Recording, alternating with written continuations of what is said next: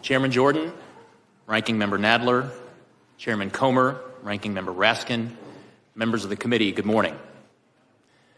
I'm privileged to have served our country for the majority of my career, a decade and a half, most of those years with the Department of Justice. I have served as a line prosecutor, a supervisor, the principal associate deputy attorney general, a United States attorney, and a special counsel.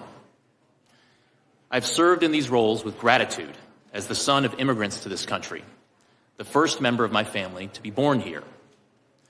My parents grew up in Korea and were young children during the Korean War.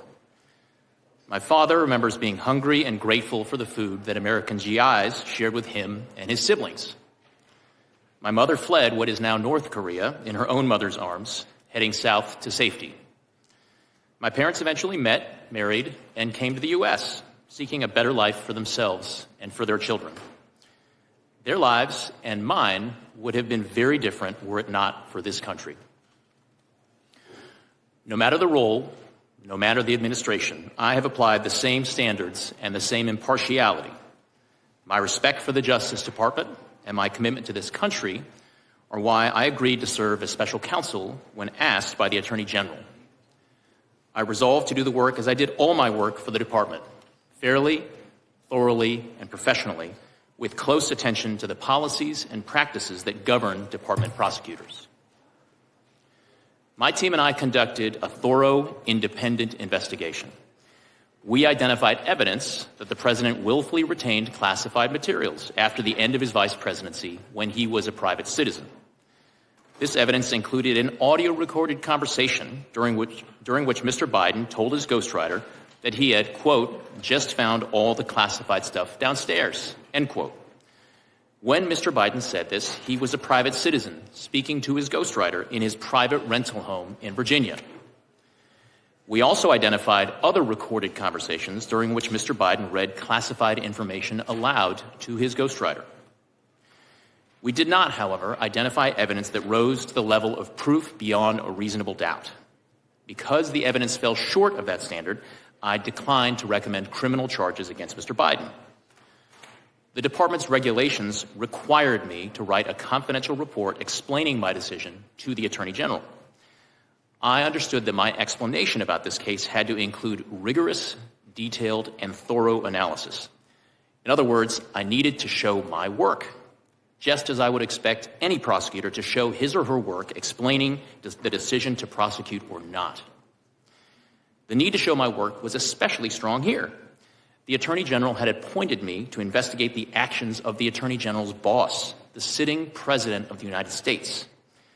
I knew that for my decision to be credible, I could not simply announce that I recommended no criminal charges and leave it at that.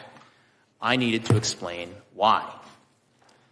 My report reflects my best effort to explain why I declined to recommend charging President Biden. I analyzed the evidence as prosecutors routinely do, by assessing its strengths and weaknesses, including by anticipating the ways in which the president's defense lawyers might poke holes in the government's case, if there were a trial, and seek to persuade jurors that the government could not prove his guilt beyond a reasonable doubt. There has been a lot of attention paid to language in the report about the president's memory, so let me say a few words about that.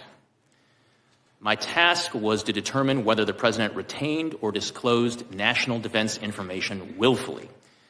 That means knowingly and with the intent to do something the law forbids. I could not make that determination without assessing the president's state of mind.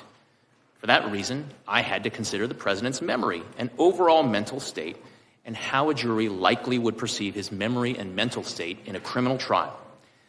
These are the types of issues that prosecutors analyze every day. And because these issues were important to my ultimate decision, I had to include a discussion of them in my report to the Attorney General.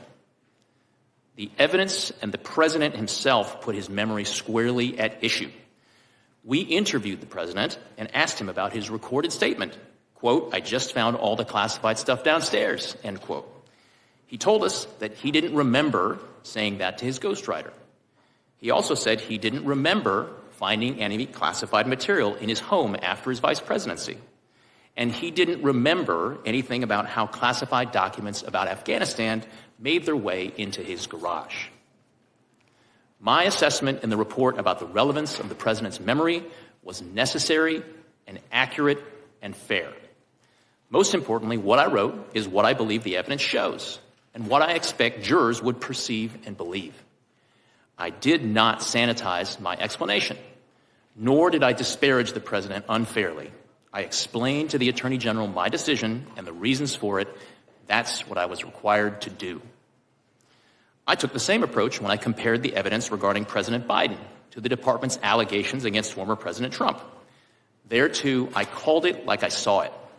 As a prosecutor, I had to consider relevant precedents and to explain why different facts justify different outcomes. That is what I did in my report. I'm confident the analysis set forth in chapters 11, 12, and 13 of my report provides a thorough evaluation and explanation of the evidence, and I encourage everyone to read it to inform their opinions of the report. Prosecutors rarely write public reports or testify about their investigations. That is the Justice Department's long-standing policy, and it protects important interests. My team and I prepared the report to the Attorney General with care, and the report stands as the primary source of information. My responses today will be limited to clarifying information for the committee.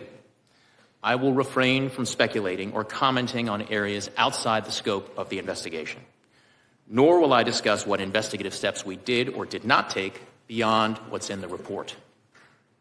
In conclusion, I want to express my heartfelt thanks to the attorneys, agents, analysts, and professional staff who helped us do our work fairly, thoroughly, and independently.